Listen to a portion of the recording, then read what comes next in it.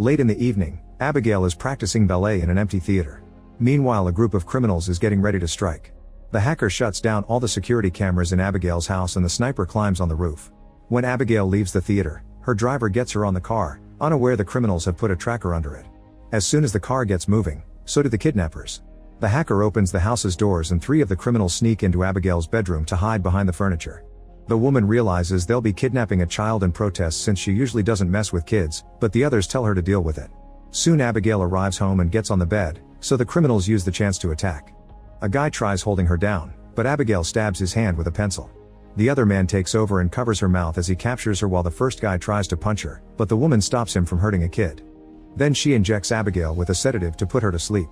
The other half of the team is waiting outside and warns those in the house that there's a car incoming. While the sniper keeps the incoming car under his watch, the trio hurries to put Abigail in a bag and sneaks out through a window. As they cross the garden and reunite with the sniper, the alarms activate and they have to run. Fortunately, the last 2 criminals pick them up just in time and they escape without issues. During the ride, they check Abigail's pulse to make sure she's fine and blindfold her. When they're about to reach a traffic, the hacker tells the driver to take a different road, but the driver makes a sudden turn and hides the van behind a big truck. Eventually they make it to their destination, which is an old abandoned mansion outside the city. There they meet with Lambert, the guy that hired them.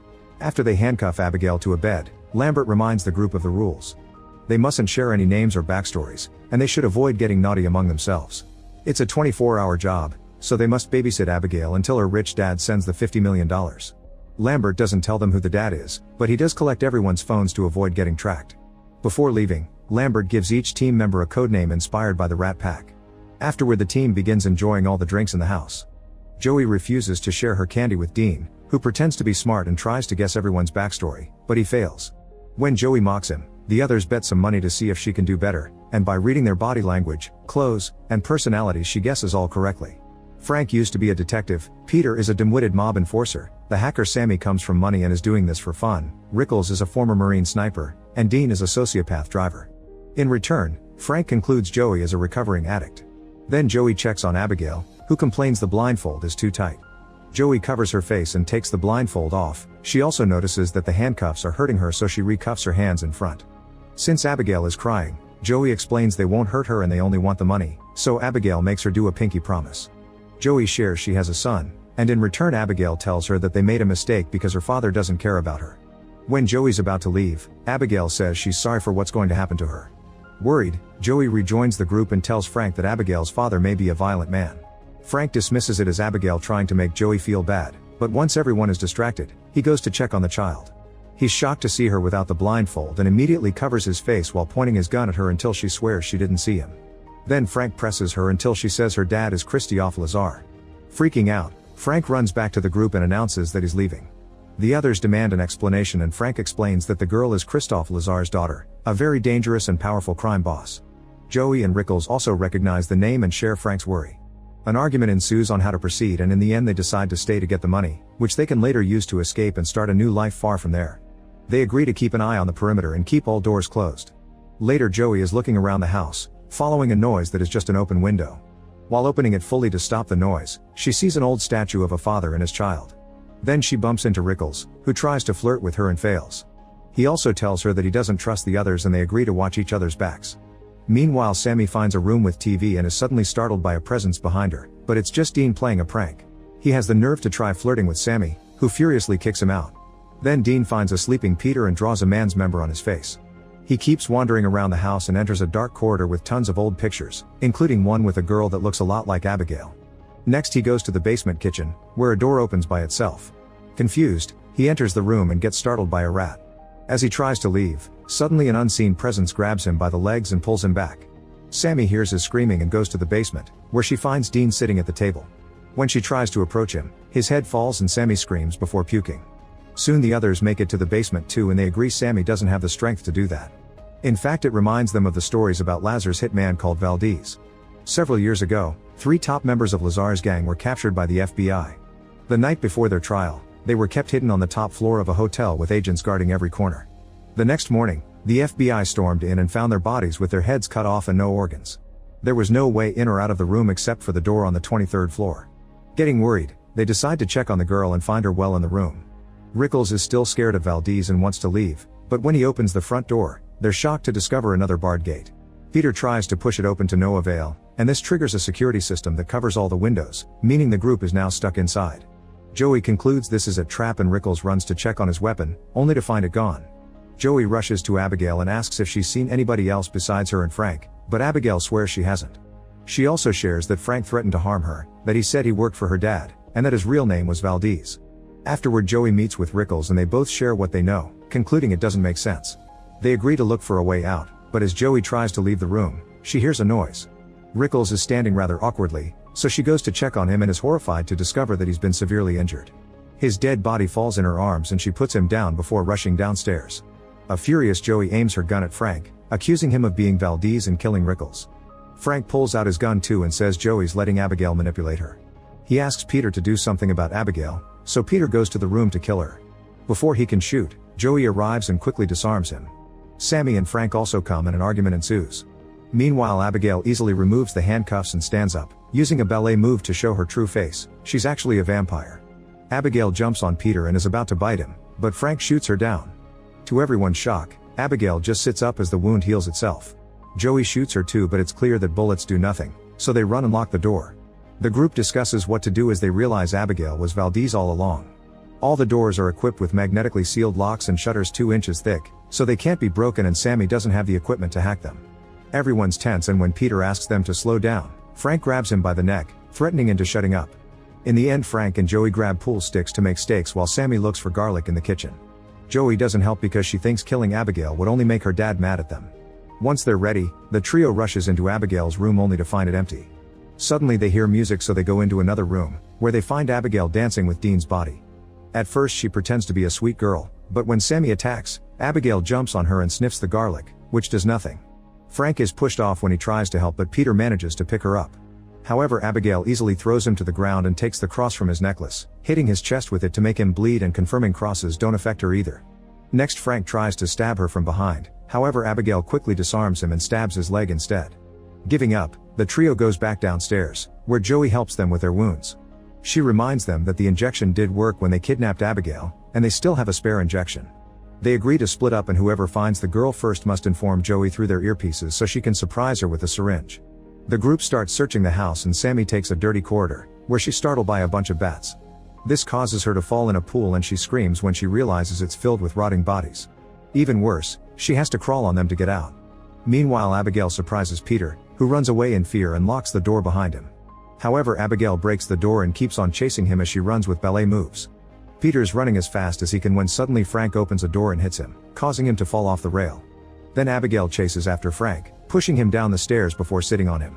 Joey uses the chance to try to inject her, but Abigail hits her hand to send the syringe flying through a locked gate.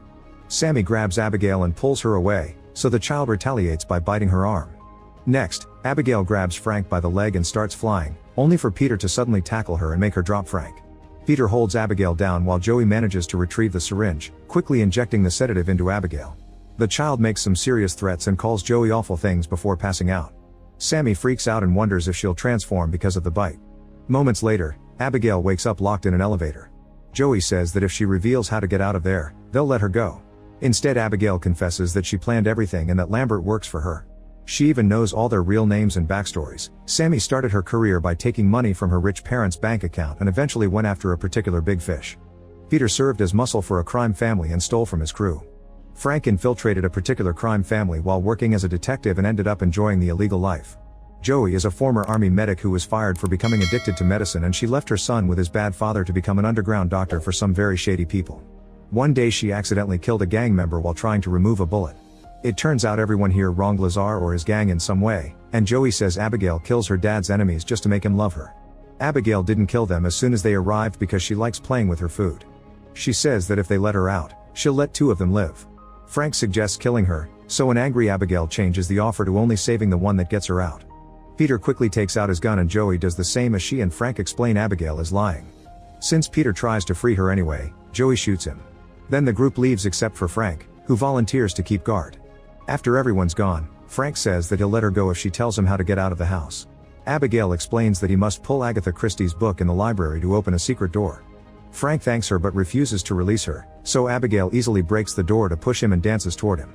At that moment Joey arrives and breaks wooden planks off a window, allowing the sunlight in. The light instantly burns off Abigail's hand and she runs to hide in the shadows so she can regrow it while Joey and Frank run away.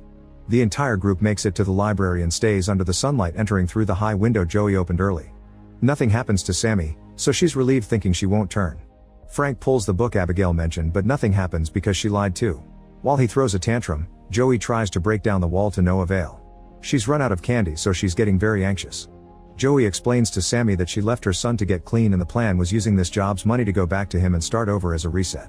Hearing this word gives Sammy an idea. If they can find the power source, she can short the locks. The team splits in two and searches the house.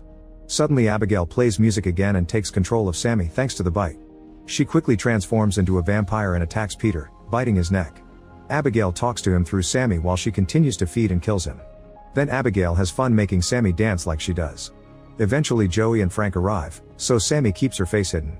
However, the others are suspicious, thus Sammy shows them her transformation and the duo immediately runs away. Sammy chases after them and they make it to the library, where Abigail uses Sammy's voice to explain she hates that room because that's where her father turned her. Joey grabs a tray and reflects the sunlight on it, causing Sammy's body to explode. At that moment a secret door opens and although Joey and Frank think it's a trap, they decide to go through it anyway. After going through a corridor, they find the mansion's control and Lambert, who is a vampire too. Lambert grabs Joey by the neck while he explains everything. Abigail turned him 2 years ago when she found out that he helped Frank infiltrate the gang. She also threatened his family, and now all he does is bring all her father's enemies here so she can play. He's already notified Lazar about the situation, and he's on his way to the mansion. Lambert wants to kill both Abigail and her dad, so he offers to turn Frank if he promises to help. Frank agrees, so Lambert knocks Joey out and bites Frank. Next Lambert makes Frank drink his blood and Joey wakes up to watch Frank painfully transform into a vampire. Afterward Lambert tells Frank to feed on Joey, however Frank stabs him with a stake instead, causing Lambert to explode. At that moment Abigail arrives and tries to attack, but Frank overpowers her and drinks her blood. Joey uses the chance to reach the control panel and deactivates the security measures. She also retrieves her phone. But when she runs down the secret corridor, the exit is locked. While Frank finishes feeding on Abigail and drops her body, Joey calls her son and leaves a heartfelt speech in his voicemail. Frank finds her and immediately pushes her back into the library, where he starts throwing her around to smash her against the furniture.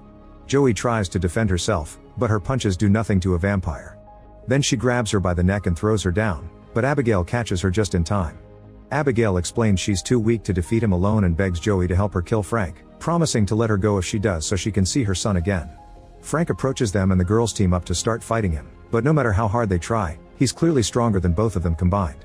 After he knocks down Abigail, he stabs Joey in the shoulder with the stake and gets her stuck on a pillar. Then he goes back to fighting Abigail, biting her again as the girl raises her pinky to remind Joey of their promise. When Abigail is down, Frank takes Joey off the stake and bites her neck before throwing her on the floor. When she wakes up, Frank uses his vampire powers to force her to pick up the stake and go after Abigail.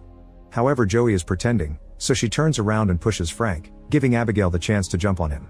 She fights him again as she explains the powers take a while to develop fully, so he can't control or transform Joey yet. While they're distracted, Joey retrieves the stake and pulls Frank down, then she and Abigail team up to stab him and make him explode. Afterward Joey is worried that she may transform too, but Abigail confirms it won't happen because Frank is dead. As promised, Abigail lets Joey go and tells her to find her son. Suddenly someone grabs Joey's shoulder. It's Abigail's father Lazar, who says he had many names through the years. He wants to kill Joey, however Abigail comes to her defense, saying Joey saved her life and was there for her when he wasn't. Lazar kisses Joey's hand as thanks and lets her go. Joey rushes back to the van and discovers she still has a lollipop left, so she eats it while driving away. Make sure to subscribe and turn on notifications so you can watch more videos like this. Thanks for watching.